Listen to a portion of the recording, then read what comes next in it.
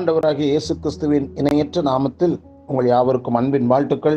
உங்களோடு மறுபடியும் தொடர்பு கொள்வதிலே மிக்க மகிழ்ச்சி அடைகிறேன்.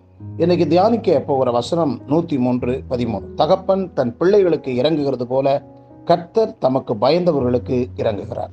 நாம் தேவனை பாசமிகு தந்தை என்று அறிந்திருக்கிறோம். ஆனால் நம்மில் அநேகர் தேவன் என்றால் நன்மையானவைகளை நமக்கு தந்து நம்மை ஆதரிக்கிற ஒருவர் என்ற நம்பிக்கை நிலையை தாண்டி செல்வதில்லை.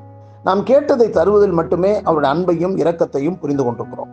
ஆனால் தகப்பன் என்பவர் தன் பிள்ளைகள் கேட்பவைகளை கொடுத்து ஆதரித்து உற்சாகப்படுத்துகிறவர் மட்டுமல்ல, தன் பிள்ளைகள் மேல் ஒரு தரிசனத்தையும் திட்டத்தையும் கொண்டிராத ஒரு தகப்பனை நல்ல தகப்பன் என்று நாம் கூற முடியுமா?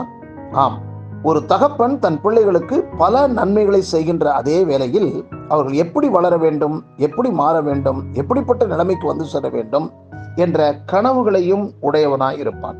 ஆம், தேவன் நம் தந்தை என்றால் ஏதோ நாம் கேட்கிற நன்மைகளை தருவதுதான் அவருடைய அன்பின் பிரதிபலிப்பு என்றும் அதுதான் அவர் செய்கின்ற வேலை என்றும் எண்ணிவிடக்கூடாது.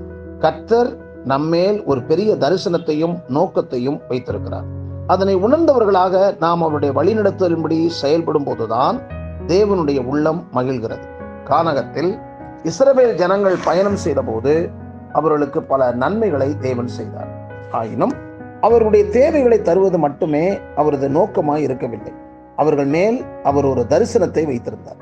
அவர்கள் தேவனுடைய கட்டளைகளின்படி நடக்கின்ற மக்களாக மாறி கானான் தேசத்தில் ஆசீர்வாதமாக வாழ வேண்டும். ஆனால் அவர்களுக்கு அந்த தரிசனம் இல்லை. கேட்டதெல்லாம் கிடைப்பதுதான் அவர்கள் அறிந்த ஆன்மீகமாகவும் அவர்களின் எதிர்பார்ப்பாகவும் இருந்தனர். எனவே தேவன் அவர்களுக்கு தந்தையாக இருந்தும் அவர்கள் வாழ்வடையவில்லை. நமக்கு நன்மை செய்கின்ற தந்தையாக தேவன் நாம் அவருடைய பிள்ளைகளுக்கேற்ற தகுதி நிலையோடு இந்த உலகில் ஒரு உயர்தர வாழ்க்கையை வாழ்ந்து அவருடைய மகிமையின் ராஜ்யத்தில் பிரவேசிக்க வேண்டும் என்று விரும்புகிறார்.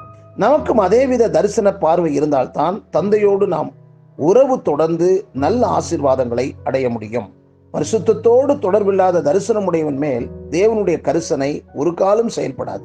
இதை நீங்கள் இந்த வார்த்தைகளை கேட்டுக்கொண்டிருக்கிற நம்முடைய ஒவ்வொருடைய வாழ்க்கையிலும் ஆண்டவர் நம்மை குறித்து ஒரு திட்டம் வைத்திருக்கிறார். அந்த திட்டத்தை புரிந்து கொண்டு, நோக்கங்களை புரிந்து கொண்டு, அந்த தகப்பனுடைய சித்தத்தை நிறைவேற்றக்கூடியவர்களாக நாம் இருக்க வேண்டும். அதனால்தான் பரமண்டலங்களில் இருக்கிற எங்கள் பரிசுத்த பிதாவே, பிள்ளைகள் தான் அவரை பிதாவே என்று கூப்பிடுவதற்கு உரிமை இருக்கிறது. இயேசுவை நாம் ஏற்றுக்கொண்டதனால் நாம் தேவனுடைய பிள்ளைகள் என்ற பாக்கியத்தை பெற்றிருக்கிறோம்.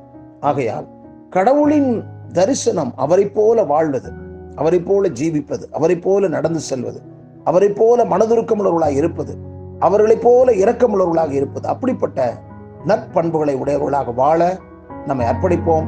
தேவன் நம்மை அற்புதமாக நடத்துவாராக. ஆமென்.